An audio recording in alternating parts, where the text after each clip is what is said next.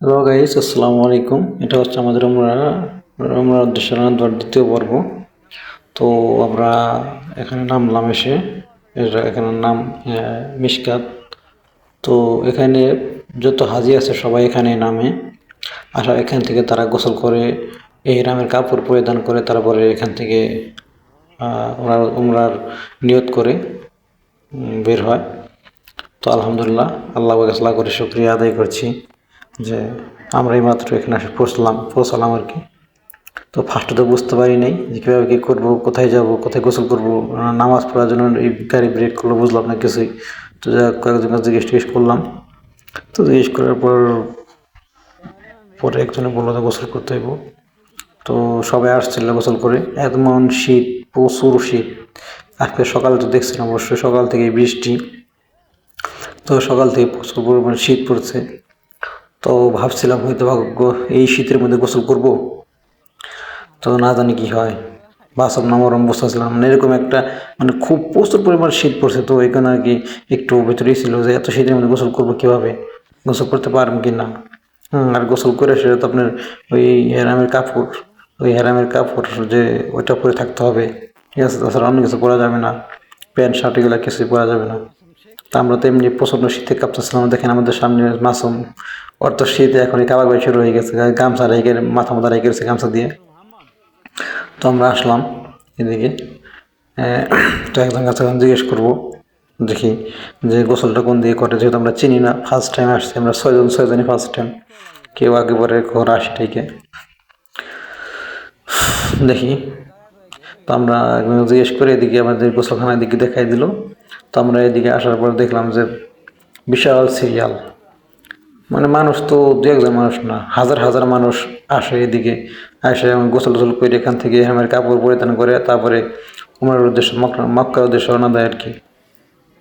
তো আমরা এক একজন এক বাথরুমের সামনে দাঁড়াইলাম, গোসলখানার সামনে দাঁড়াইলাম আর কি করার জন্য, গোসল করার জন্য। তো সিরিয়ালে দাঁড়ায় আছে সবাই আমাদের মতো, আমরাও দাঁড়িয়ে আছি। দাঁড়িয়ে দাঁড়িয়ে ভাবছি গোসল কীভাবে করবে শীতের মধ্যে। তো সবাই প্রস্তুতি নিচ্ছিল গোসল করার জন্য। গোসল শেষ, আলহামদুলিল্লাহ গোসল টোসল করে বেরিয়েছি।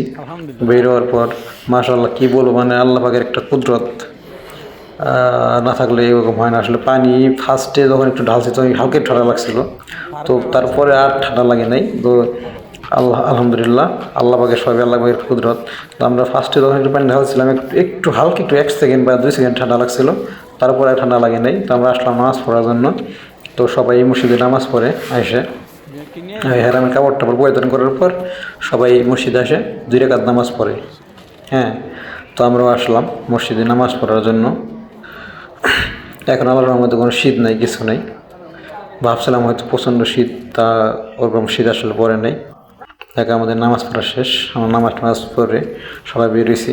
এখন আমাদের আবার রওনা দিতে হবে ইনশাল্লাহ। এখান থেকে আমরা নিয়ত করতে হয় আর কি। তো নামাজ পড়া যেহেতু শেষ, আমরা তো নিয়ত করছি আগেই ইনশাল্লাহ। তো দেখেন চতুর্পাশটা, মানে আপনার মানুষজনের অভাব নেই, অনেক অনেক মানুষ এদিকে। এটা হচ্ছে সেই মসজিদ যেখানে সবাই নামাজ পড়ে 2 রাকাত নামাজ, সেখান থেকে নামাজ পড়ে তারপর সবাই বাসে উঠে।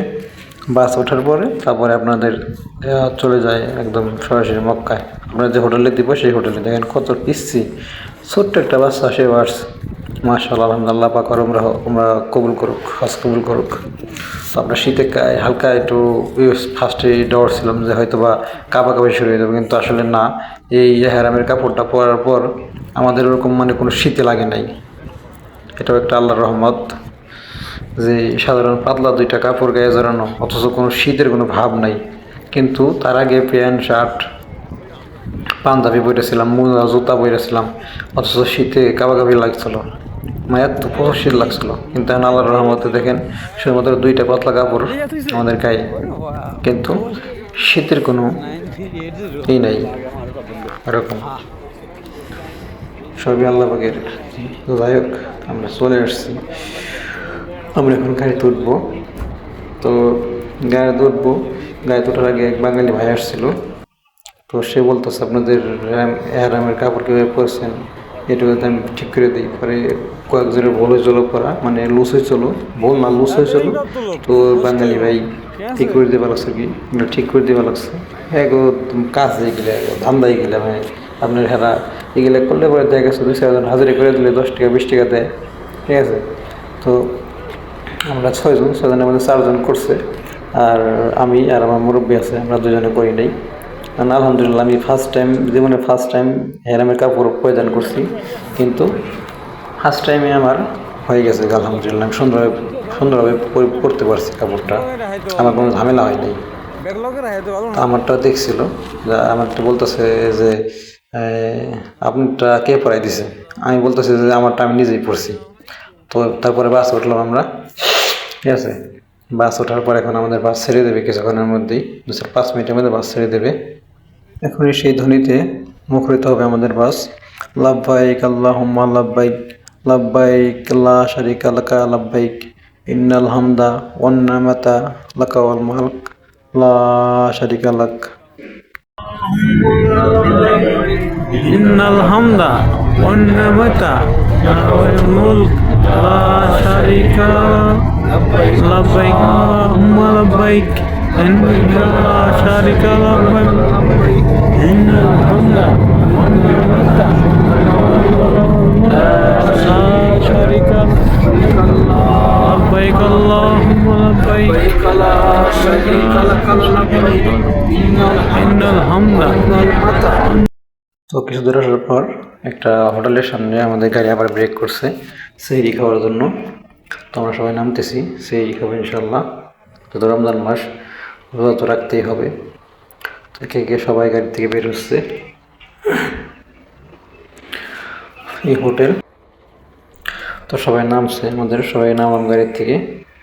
তো হোটেলের এই পাশে আর কি আপনার এই যে এই পাশে আর কি দোকানপাট। আমরা ফার্স্টে ভাবছিলাম যে কোথায় নামাইলাম, বুঝি নেই। তো যাই হোক নামাইলো, নামানোর পর আমরা চলে আসলাম হোটেলের সামনে।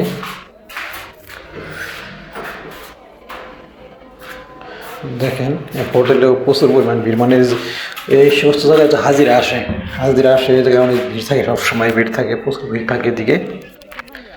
তো এদিকে খাবারের প্রচুর দাম নেয় ওরা, ঠিক আছে, প্রচুর দাম নেয় খাবারের। আমরা খেপসা নিতে আসছিলাম, এই যে এতটুকু খেপসা 25 রিয়াল, ঠিক আছে, একটু গরুর গোশ সাথে 25 রিয়াল দাম রাখে।